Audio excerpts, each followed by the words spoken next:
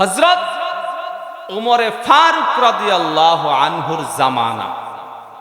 উমরে ফারুক রাসূলের সাহাবী, রাসূলের কথা কন না, রাসূলের সাহাবী। উনার সময়ের একটা ঘটনা, উনি সারাটা দুনিয়া দুই ভাগ করলে যতটুকু হবে অর্ধেকটা দুনিয়ার বাদশা ছিলেন। আল্লাহু আকবার বলেন। অর্ধেক দুনিয়ার বাদশা ছিলেন। সুলাইমান পয়গম্বর একজন নবী, তিনি সারাটা জাহানের বাদশা ছিলেন। আল্লাহু আকবার। ইসলামের রাজনীতি নাই, তা বাদশাহী করলো কেমনে? এ শিক্ষিত সমাজ, ইসলামে রাজনীতি নাই, রাজনীতির কথা কইলে গায়ে জ্বলে। উমর একজন মুসলিম ছিলেন, সাহাবী, অর্ধ জাহানের বাদশা ছিলেন। রাজনীতি ছাড়া বাদশাহী কেমনে করলেন? সারাটা দুনিয়া অর্ধেক কেমনে চালাইলেন? রাজনীতি ছাড়া বুঝি বাদশা হওয়া যায়? সুলাইমান পয়গম্বর সারা দুনিয়ার বাদশা ছিলেন, রাজনীতি ইসলামে না থাকলে বাদশাহী কেমনে করলেন? জবাব দেন। এই দেশ মুসলমানরা শাসন করছে, ভারত উপমহাদেশ মুসলিমরা শাসন করছে। ইতিহাস জানেন না, মাঝখানিয়া চিল্লান। কয়েক বছর শাসন ক্ষমতা পাইয়া কয় হুজুররা চিল্লাইকে। হুজুররা চিল্লাইব না, না চিল্লে তো সব নাস্তিক বানায় লাইব। আলহামদুলিল্লাহ, আলহামদুলিল্লাহিল্লাযী জাআলাশ শামসা ওয়াল কমরা বিহুসবান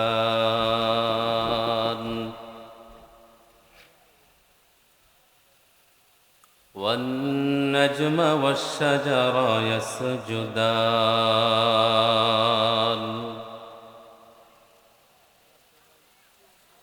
وفضل زمانا على زمان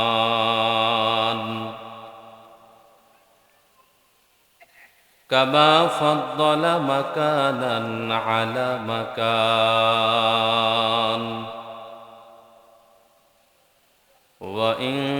وإنسانا على إنسان ونشهد أن لا إله إلا الله وحده لا شريك له ونشهد أن سيدنا وسندنا وحبيبنا وطبيب قلوبنا ومولانا محمد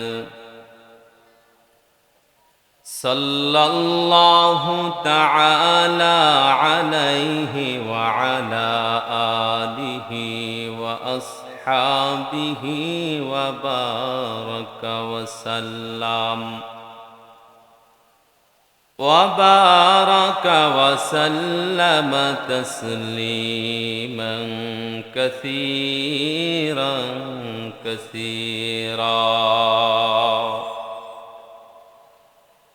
أما بعد فأعوذ بالله من الشيطان الرجيم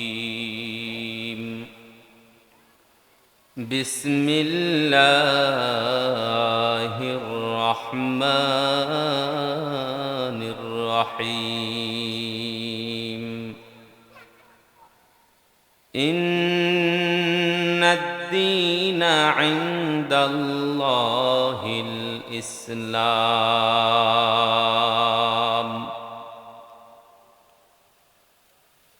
صدق الله مولانا العظيم وصدق رسوله النبي الكريم ونحن على ذلك من الشاهدين والشاكرين والذاكرين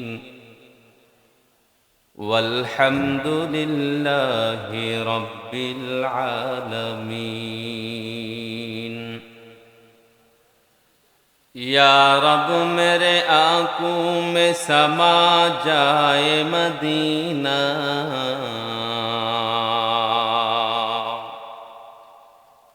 या रब मेरे आंखों में समा जाए मदीना, मुद्दत से मेरे दिल में तमन्ना ये मदीना, मुद्दत से मेरे दिल में तमन्ना ये मदीना। तलवार पकड़ हो के निकल मैदान आसीर,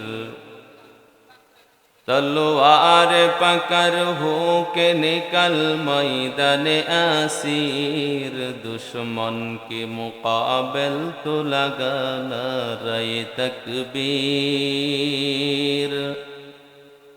दुश्मन के मुकाबिल तो लगाना रहे तकबीर। तो मर्द मुसलमान हो तो मर्द मुसलमान, तो मर्द मुसलमान हो तो मर्द मुसलमान, एक हाथ में तलवार एक हाथ में कुरान, एक हाथ में तलवार एक हाथ में कुरान। सुब्हानक ला इल्म लना इल्ला मा अल्लमतना इन्नका अंतल अलीमुल हकीम। ला इलाहा इल्लल्लाह, ला इलाहा इल्लल्लाह, मोहब्बत ला इलाहा,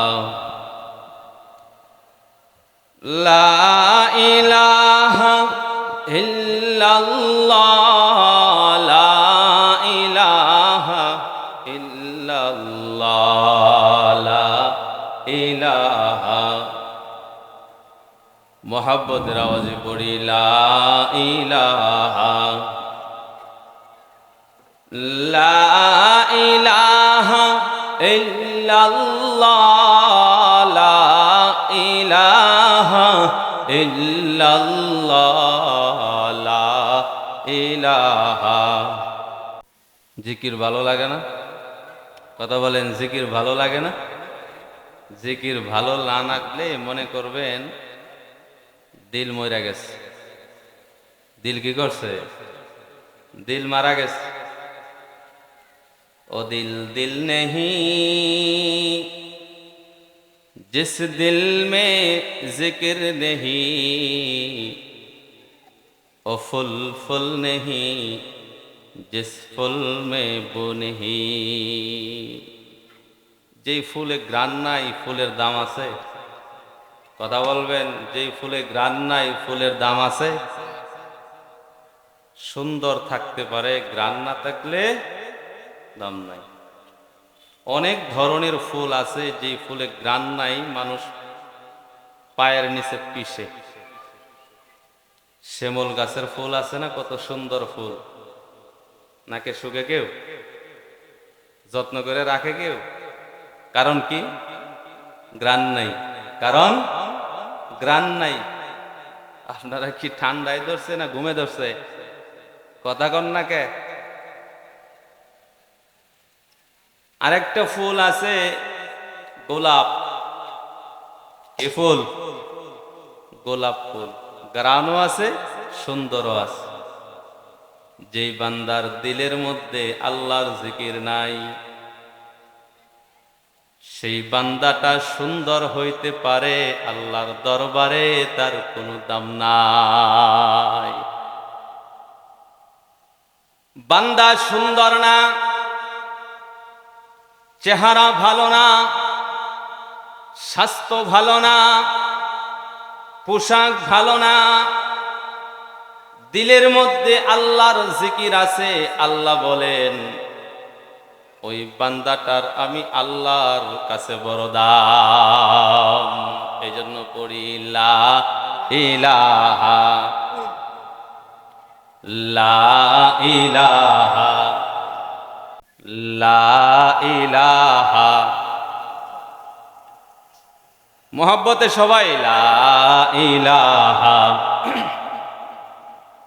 বহু দূরে মদিনা, কেমনে যাব জানি না। বহু দূরে মদিনা, কেমনে যাব জানি না। দয়াল আল্লাহ দয়া করো, দয়াল আল্লাহ দয়া করো, ফুরাও মনের ভাসনা। লা ইলাহা। ঘুম ভাঙছে না? জোরে জোরে লা ইলাহা। এই কালে মা পড়বে যারা, এই কালে মা মানবে যারা, কাজে লাগবে মরণ বেলা। ঠিক কিনা বলেন? এই কালে মা মানবে যারা, কাজে লাগবে মরণ বেলা। এই কালে মার রৌশনীতে, এই কালে মার রৌশনীতে, কবর হবে উজালা। লা ইলাহা,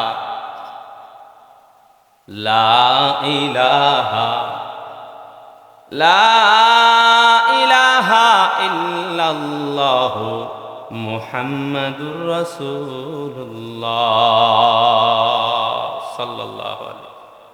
বনগ্রাম শান্তির বাজার যুব সমাজের উদ্যোগে আজকের আয়োজন, আল্লাহ কবুল করেন, পড়েন আমিন। যুব সমাজ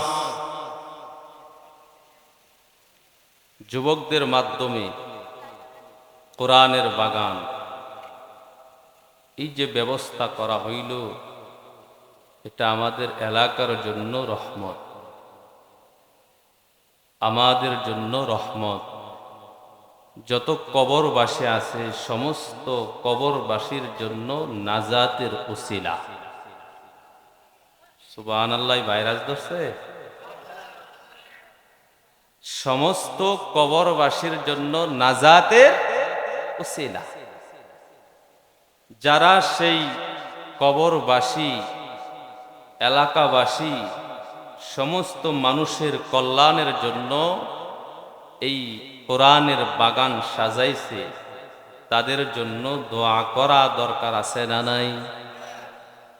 প্রতি বৎসর মাহফিল হোক, চাই কি চাই না? আল্লাহ তাআলা যুব সমাজকে কবুল করেন, পড়েন আমিন। আমার আগে সন্ধ্যার কিছুক্ষণ পরে এখানে একটা বাচ্চা বয়ান করছে, হাসান। চিনেন আপনারা? কথা বলেন না, চিনেন? হাসান আমারই ছাত্র। আপনাদের মাদ্রাসার ফসল।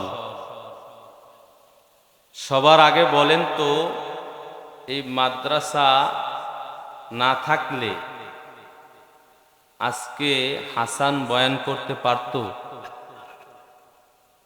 তার মানে আজকে যেই ছাত্র এখানে বয়ান করছে, সেই ছাত্র বয়ান করার পিছনে মাদ্রাসা হইল উসিলা, উস্তাদ হইল উসিলা। এখন বলেন, সেই ছাত্রর বয়ানে আপনারা খুশি না নারাজ? মাদ্রাসা যদি না থাকে, বিশ্বাস করেন আর না করেন, মাদ্রাসা যত বাড়বে তত কোরআনের আলো জ্বলবে। মাদ্রাসা থাকবে না, কোরআনের আলো জ্বলবে না। মাদ্রাসা থাকবে না, ইসলাম থাকবে না। মাদ্রাসা থাকবে না, এই কোরআনের বাগান থাকবে না। সব কিছুর উসিলা মাদ্রাসা। কারণ মাদ্রাসা থেকেই আলেম হয়, মাদ্রাসা থেকেই হাফেজ হয়, মাদ্রাসা থেকেই বক্তা হয়। কথা কোন ঠিক কিনা? সব কিছুর মূলে মাদ্রাসা। আমি আজ আছি কাল নাই, কিন্তু মাদ্রাসা আল্লাহ কবুল করলে কিয়ামত পর্যন্ত থাকবে কি থাকবে না? মাদ্রাসা যতদিন থাকবে ততদিন আলেম থাকবে, ততদিন ইসলাম টিকে থাকবে। আস্তে আস্তে মাদ্রাসা ধ্বংস হবে, আলেম হবে না, আস্তে আস্তে দিন শেষ হবে, আস্তে আস্তে কিয়ামত কাছে চলে আসবে। এই জন্য মুসলমান বাবা, মুসলমান শুধু হুজুগে চললে হয় না, হুশ লাগে। কি লাগে? হুশ। হুশ নিয়ে চলতে হয়। বেহুশের জিন্দেগি শেষ। যারা বেহুশ তাদের দুনিয়াও শেষ, পরকালও শেষ। অন্যদিকে মনোযোগ দিলে কথা বলা যাবে না। ওরা ওরার কাজ করুক, আমরা আমরার কাজ করি। আচ্ছা বলেন তো, আমি আপনাদের সামনে ছোট্ট একটা আয়াত পড়ছি। আয়াত হইল ইন্নাদ-দীনা ইনদাল্লাহিল ইসলাম। ইন্নাদ-দীনা ইনদাল্লাহিল ইসলাম। আল্লাহর কাছে পছন্দের ধর্ম একমাত্র, এদিকে মনোযোগ নাই, আল্লাহর কাছে পছন্দের ধর্ম একমাত্র ইসলাম। ইসলাম কেমন? ইসলাম এমন একটা ধর্ম, যেই ধর্ম আল্লাহ তাআলা নিজ পছন্দে বান্দার জন্য দান করছেন। বান্দা বানাইছেন আল্লাহ, ধর্ম দিছেন আল্লাহ। বান্দাও বানাইছেন আল্লাহ, ধর্ম দিছেন আল্লাহ। সেই ধর্ম কেমন? ধর্ম আমাদেরকে কি শিক্ষা দেয়? ধর্মে এমন কিছু বিষয় আছে, ধর্মের কিছু শিক্ষা আছে, এটা রসুল যখন দুনিয়াতে আগমন করছিলেন, সারা দুনিয়াতে সেই ধর্মের সঠিক বাণী, সৌন্দর্য সারা দুনিয়ায় রসুল প্রচার করছিলেন। ওই সময় মুসলমানদের প্রকৃত ধর্মের যে বিধান, ধর্মের যে শিক্ষা, সেই শিক্ষাটা তখন ছিল। রসুলও দুনিয়া থেকে বিদায় নিছেন, আস্তে আস্তে ধর্মের সৌন্দর্যগুলাও আস্তে আস্তে বিদায় নিতেছে। কথা কোন ঠিক কিনা? ধর্মের সৌন্দর্য বিদায় নিতেছে। মানুষ সাহায্যের প্রয়োজন হইলে এখন আর সাহায্য করতে চায় না। আপন মানুষ বিপদে আছে, সাহায্য করে না। অথচ আগেকার সময়ে, রসুলের জামানার কাছাকাছি সময়ে, মানুষ বিপদে পড়লে, মুমিন বিপদে পড়লে শুধু অর্থ দিয়া নয়, নিজের জীবন বাজি রেখে পর্যন্ত সাহায্য করছেন। একজন মুসলমানের জন্য যদি আমার জীবন দিতে হয়, তারপরেও আমি একজন মুসলমানকে জীবন দিয়া সাহায্য করব, এমন ইতিহাস ইসলামে আছে। আর এখন বর্তমানের অবস্থা হইল, একজন মুসলমান না খাইয়া মারা যাক, তারপরেও তার মুখে খাবার দেওয়ার মতো মানুষ পাওয়া যায় না। কথা কোন ঠিক কিনা? বহুত আছে, নিজের আপন মাকে পর্যন্ত খাবার দেয় না। বয়ান কি শুনবেন আর কি নিয়ে যাবেন? বয়ান কাকে বলে? ইসলাম আমাদেরকে কি শেখায়? নিজের আপন মাকে পর্যন্ত খাবার দেয় না, এমন মানুষ সমাজে আছে না নাই? আল্লাহ মাফ করুক, যদি এখানেও থাকে, আপনার মাকে আপনি খাবার দেন না, আপনার বোনের হক আপনি আদায় করেন নাই, ভাইয়ের হক আদায় করেন নাই, বয়ান শোনার পরেও আদায় করবেন না, মাকে খাবার দিবেন না। এই যে শীত চলে যাইতেছে, শীত চলতেছে, এমন মানুষ পাওয়া যাবে নিজের আপন মাকে একটা কম্বল দিতে পারে নাই, একটা কাপড় দিতে পারে নাই, গরমের একটা পোশাক দিতে পারে নাই, একটা ল্যাপ দিতে পারে নাই, মাকে আরামদায়ক কোনো বস্তু দিতে পারে নাই। পাশের ভাই অসুস্থ, তাকে দেখতে পারে না, আপন মা অসুস্থ, সৎ মা অসুস্থ, তাকে দেখতে পারে না, খাবার দিতে পারে না, বয়ান শোনার পরেও আপনি তাকে আদর মোহাব্বত ভালোবাসা তার হক আদায় করবেন না। কিয়ামত পর্যন্ত আপনি বয়ান শুনতে পারবেন, আপনার কপালে হেদায়েত আসবে না। ঠিক কিনা বলেন? বয়ান শুনলে কি হবে? বয়ান কি আর কম হয়? বয়ান তো আর কম হয় না। আপনি যদি আমল না করেন, ঘন্টাকে ঘন্টা, সারা দিন রাত প্রধান বক্তার, বিশেষ বক্তা, ছোট বক্তার, মাঝারি বক্তা, বড় বক্তা দিয়ে আপনি কি করবেন? যদি আপনি কথাগুলা দিলের কান দিয়া না শুই না আমল না করতে পারেন, কথাগুলা খারাপ লাগতেছে বাজান। ইসলাম আপনাকে কি শিখায়? একজন মুসলমানকে আমি চিনি না, সে মুসলমান। রসুল বলেন, আল মুসলিম আখুল মুসলিম, মুসলমান ভাই ভাই।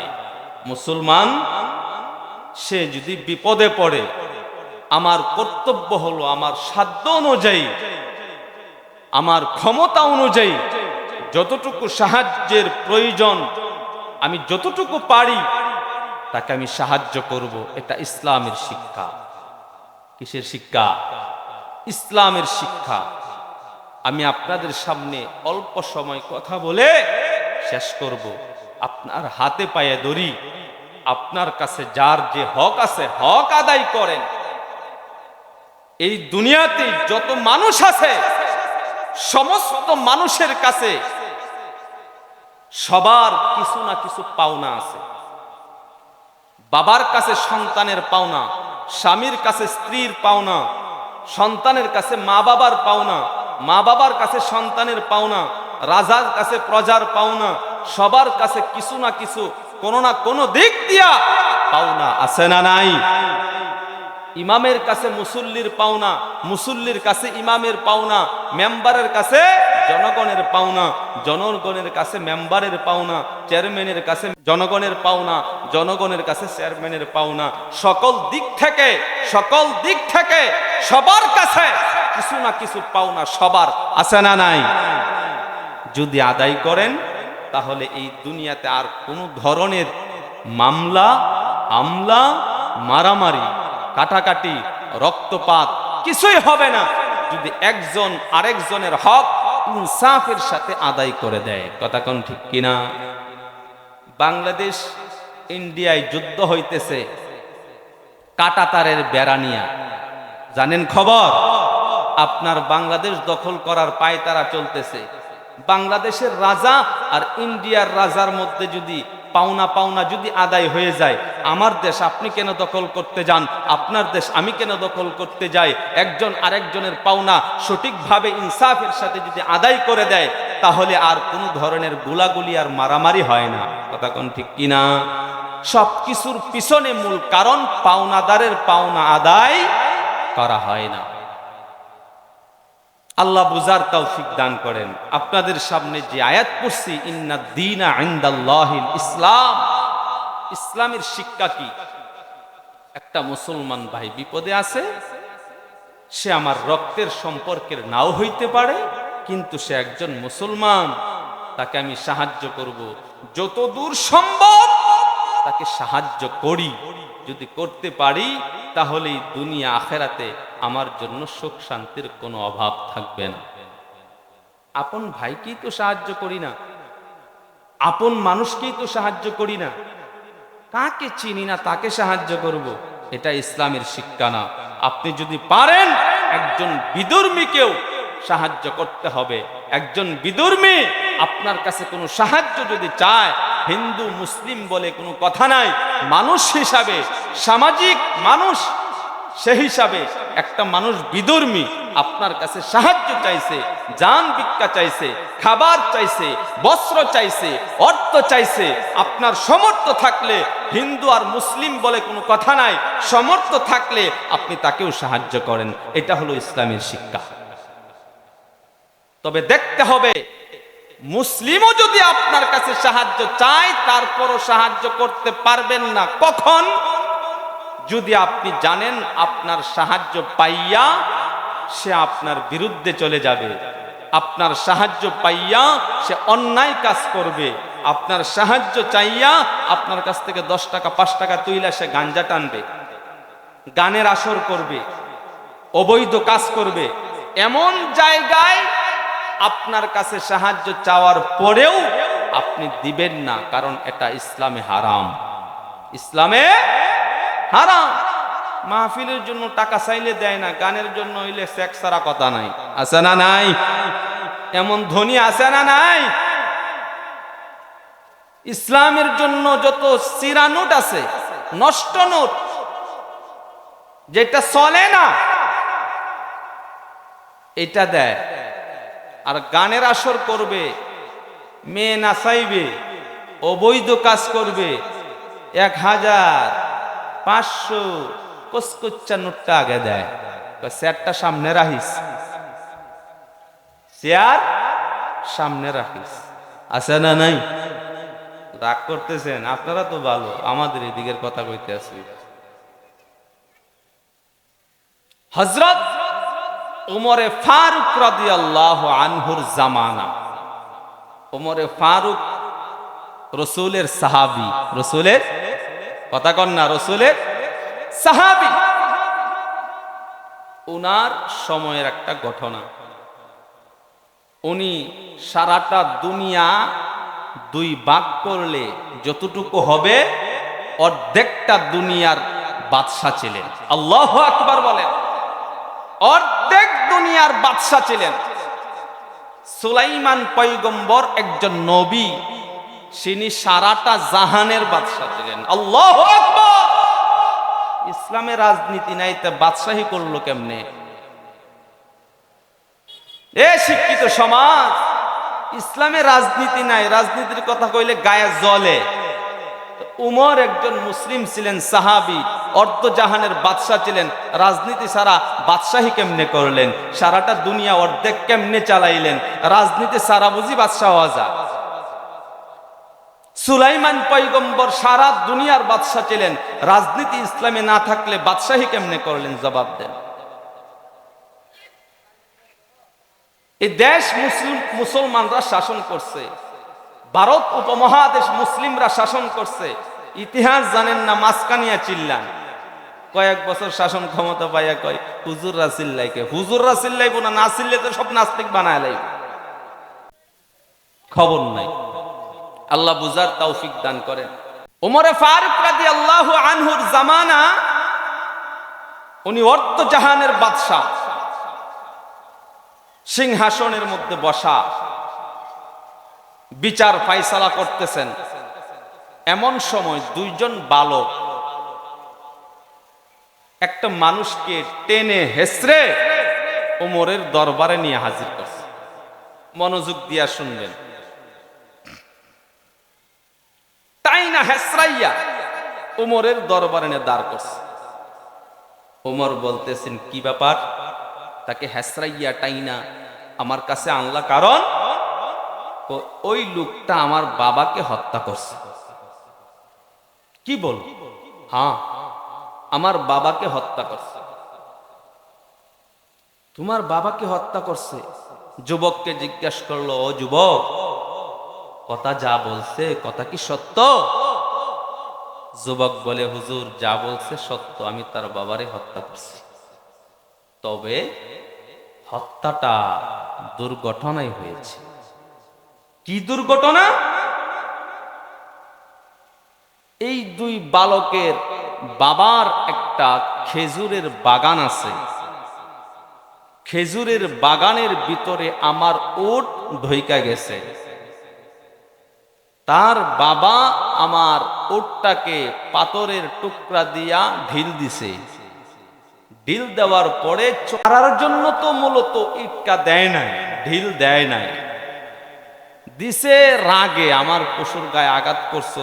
আপনার একটা পশুকে কেউ যদি মায়ের দেয়, আপনি তো তারা খতম করে লাগবেন। এই অবস্থা।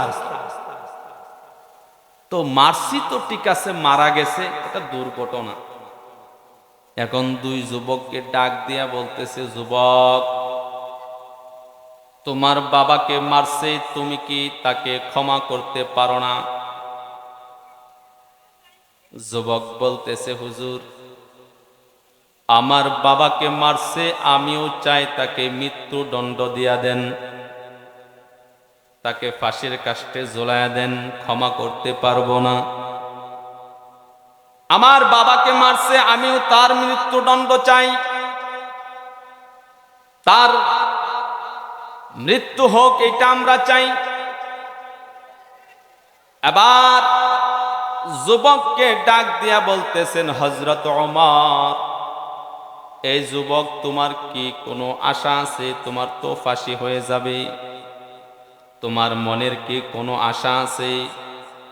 এবার যুবক ডাক দিয়া বলতেছে, খলিফাতুল মুসলিমিন ওমর, আমাকে আপনি 3 দিনের ছুটি লাগবে, 3 দিনের ছুটি দিতে হবে, সময় দিতে হবে। কি কারণে? আমি আমার বাড়িতে যাব, আমার বাড়ি শত শত মাইল দূরে। আমাকে যদি আপনি 3 দিনের ছুটি দেন, 3 দিনের ভিতরে আবার আমি ফিরে আসব, তারপরে আমাকে ফাঁসির কাস্টে ঝুলাইবেন। কি কারণে তোমাকে 3 দিনের ছুটি দিতে হবে? যুবক ডাক দিয়া বলতেছেন, খলিফাতুল মুসলিমিন ওমর, আমার বাবা আমার ছোট ভাইদের জন্য কিছু সম্পদ আমার কাছে রাখছিল। ওই সম্পদ আমি এক জায়গায় সুন্দর করে হেফাজত করছি, এটা আমি ছাড়া আর কেউ জানে না। এই জন্য ওই সম্পদ আমার ভাইদের হাতে তুলে দিতে আমার জন্য সেটা খুবই প্রয়োজন, না হয় সম্পদ নষ্ট হয়ে যাবে। এই সম্পদ নষ্ট হয়ে যাবে, এটা আমার জন্য কর্তব্য। আমার ছোট ভাইদের সম্পদগুলা আমাকে তাদের হাতে বুঝায় দেওয়ার জন্য 3 দিনের সময় লাগবে। মুসলমান বোঝার চেষ্টা করবেন। এবার খলিফাতুল মুসলিমিন হযরত ওমর ডাক দিয়া বলতেছেন, তোমাকে আমি 3 দিনের ছুটি দিব, তুমি আসবা কি আসবে না এটার তো কোনো গ্যারান্টি নাই। তোমার জায়গায় আরেকজনকে জামিনদার বানায়া যাও। তুমি যদি 3 দিনের ভিতরে না আসো, তোমার জায়গায় আরেক ভাইকে ফাঁসির কাস্টে ঝোলাবো। জামিনদার রে মুসলমান জবাব দেন, সে যদি না আসে, তার জায়গায় আরেকজনকে ফাঁসি দিবে, এমন জামিনদার কে হতে চায়? কেউ হবে? আপনারা হইবেন? এমন অবস্থায় দরবারের মধ্যে অনেক মানুষ বসা, সকল মানুষের কাছে ওই যুবক দাঁড়াইয়া বলতেছে, আমাকে 3 দিনের সময় দিবেন। এমন একজন কে আছেন? এমন কে আছেন 3 দিনের সময় দিবেন? খলিফাতুল মুসলিমিন হযরত ওমর ডাক দিয়া বলতেছেন, 3 দিন জামিনদার হইবা এমন কে আছো? সবাই মাথা নোয়াইয়া বসে আছে, কেউ রাজি হয় না। জামিনদার মানেই হইল, যদি না আসে তার জায়গায় আমার ফাঁসি। এমন কঠিন সময়ে কে রাজি হবে? কঠিন পরীক্ষা চলতেছে, সবাই মাথা নোয়াইয়া বসা, কেউ দাঁড়ায় না, কেউ হাত তোলে না। সবাই যখন চুপ হয়ে গেছে, এমন সময় পিছনের কাতার থেকে একজন হাত তুইলা দাঁড়ায় গেছে। আমার এই মুসলমান ভাইয়ের জন্য আমি জামিনদার, আল্লাহু আকবার বলেন। আমার এই মুসলমান ভাইয়ের জন্য আমি জামিনদার। জামিনদার মানেই হইল সে যদি না আসে তার জায়গায় তাকে ফাঁসির কাস্টে ঝোলানো হবে। সেই মানুষটা হইল রাসূলের আদরের সাহাবী আবু যর গিফারি। আল্লাহু আকবার। আবু যর গিফারি দাঁড়ায় গেছেন। খলিফাতুল মুসলিমিন হযরত ওমর, আমার এই মুসলমান ভাইটা যদি না আসে তার জায়গায় আমি আছি, আমাকে ফাঁসির কাস্টে ঝুলাইবেন, আমি রাজি আছি। আমি আমার ভাইকে ছুটি দিয়া দিলাম। একদিন চলে গেল, আসে না। 2 দিন চলে গেল, 3 দিনের মাথায় সারা দিন চলে যাইতেছে, কিন্তু যুবক আসে না। আরে মুসলমান জবাব দেন, না আসলে ওই যুবকের জায়গায় আবু যরের ফাঁসি হইয়া যায়। সারা দেশের মানুষ তাকাইয়া আছে,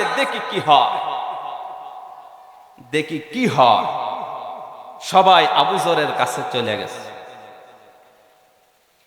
এক যুবকের ভুলের কারণে আবু যরের ফাঁসি হইয়া যায়। যুবক আসে না। সবাই আবু যরকে দেখতে যায়, চোখের পানি ফেলতেছে। একজনের কারণে আরেকজনের ফাঁসি হবে। আবু যরের কাছে গেছে, গিয়া বলতেছে, হে আবু যর, তোমার কি মত, এখন কি করবা? সে তো আর আসে না। আবু যর বলতেছে, সন্ধ্যা পর্যন্ত অপেক্ষা করেন, কারণ আমার বিশ্বাস মুসলমান ওয়াদা খেলাফ করে না। এই হলো মুসলমানের পরীক্ষা। মুসলমান ওয়াদা দিলে ওয়াদা ভঙ্গ করে না। যদি ওয়াদা ভঙ্গ করে সেটা আর মুসলমান থাকে না, সেটা হয়ে যায় মুনাফিক। ঠিক কিনা বলেন? সেটা আর মুসলমান থাকে না। যা বলছি জীবন চলে গেলেও তাই করব, এটা হলো মুসলমানের চরিত্র। ঠিক কিনা বলেন? এটা মুসলমানের চরিত্র। আবু যর বলতেছেন, সন্ধ্যা পর্যন্ত অপেক্ষা করেন, সন্ধ্যার পরে যদি না আসে তাহলে তার জায়গায় আমাকে ফাঁসি দিবেন। এবার সবাই তাকাইয়া আছে রাস্তার দিকে, দেখি আসে কিনা। আসে না। মাগরিবের আজান পড়ে যাবে এমন অবস্থায় ওই আল্লাহর বান্দা দূরে তাকায়া আছে। তাকাইয়া দেখতেছে দলুবালি উড়াইয়া কে যেন আসতেছে। ধুলিবালি উড়াইয়া কে যেন আসতেছে। আস্তে আস্তে সময় যায়, আরো ফর্সা হইতেছে। যেই যুবক 3 দিনের ছুটি নিয়ে গেছিল, ওই যুবক সামনে হাজির হইয়া যায়। এবার জিজ্ঞাসা করলো, এই যুবক তুমি কি জন্য আসলা? এবার যুবক কি উত্তর দেয়? মুসলমান কান সজাগ করে বুঝেন। যুবক উত্তর দিতেছে, আমি ওয়াদা করেছি আমি আসব, যদি না আসি তাহলে সারা জীবন বেদিন কাফের মুশরিকরা বলবে মুসলমান ওয়াদা দিয়া ওয়াদা খেলাফ করে, মুসলমানের চরিত্র ভালো না। এই কথা যেন বেদিন কাফেররা বলতে না পারে, এই জন্য আমি যথা সময়ে হাজির হইয়া গেলাম। আল্লাহু আকবার। 2 নম্বরে আবু যর গিফারিকে বলল, তুমি যে ওই যুবকের জায়গায় ফাঁসির জন্য জামিনদার হইলা, তুমি কেন হইলা? তোমার তো ফাঁসি হয়ে যাইতো, সে না আসলে তুমি কেন হইলা? এবার আবু যর ডাক দিয়া বলে, খলিফাতুল মুসলিমিন ওমর, আমি এই জন্যই জামিনদার হইলাম, জীবনের মায়া করি নাই, জীবনের চিন্তা করি নাই, কারণ আমি দুনিয়াবাসীকে জানাইতে চাই, বুঝাইতে চাই, একজন মুসলমান ভাই আমার কাছে সাহায্য চাইছে, আমার জীবন চলে যায় যাক, তারপরেও আমি পরোয়া করি না, কারণ আমি যদি তাকে সাহায্য না করি কিয়ামত পর্যন্ত মানুষ জানবে মুসলমান মুসলমানের কাছে সাহায্য চাইলো, মুসলমান সাহায্য করলো না, নবীজির উপরে বদনাম চলে আসবে, ইসলামের বদনাম হবে। আমি চাই না ইসলামের বদনাম হোক, আমি চাই না ইসলামের কলঙ্ক হোক, আমি চাই না রসুলের কলঙ্ক হোক। রসুলের ইজ্জত বাঁচানোর জন্য, ইসলামের ইজ্জত বাঁচানোর জন্য, মুসলমানের ইজ্জত বাঁচানোর জন্য জীবন বাজি রেখে আমি মুসলমানের সাহায্যের জন্য দাঁড়ায়া গেলাম। আল্লাহু আকবার বলে। এই জন্য মুসলমান, আমাদের শিক্ষা, ইসলাম আমাদেরকে কি দেয়? একজন মুসলমানকে সাহায্য করার জন্য আমার যতটুকু সাধ্য আছে ততটুকু সাধ্যের ভিতরে থেকে পারলে আমি তাকে সাহায্য করব। রাজি আছি তো ইনশাআল্লাহ? বয়ান শুনলে কোনো লাভ হবে না যদি আমল করতে না পারি। প্রথমে বলছি, বড় ছোট মেজু এগুলার কোনো খাওয়া নাই। খাওয়া হইল কে বললো দেখার দরকার নাই। আমল যদি আপনার ভিতরে না ঢুকে, বয়ান যদি আপনার দিলের কান দিয়া না শুনেন, বড় আর ছোটই কাজ হয় না। কারণ নবীজি স্বয়ং, নবীজি আবু জাহাল উতবা সাইবাকে সরাসরি অ্যাকশন দিয়া দাওয়াত দিছে, কবুল করতে পারে নাই। কারণ হেদায়েতের মালিক জোরে কোন কে? কপালে হেদায়েত না থাকলে নবীজি বয়ান করলেও হেদায়েত হবে না। আর যদি আপনার কপালে হেদায়েত থাকে, ঈমান আনার তৌফিক হয়, নবী লাগে না, আদনা সে আদনা আল্লাহর একটা বান্দাও যদি আপনার সামনে কোরআনের বয়ান করে, আপনি সেটা গ্রহণ করেন, আল্লাহ ওইটার বিনিময়ে আপনাকে জান্নাতের মেহমান বানায় দিবে। আমিন।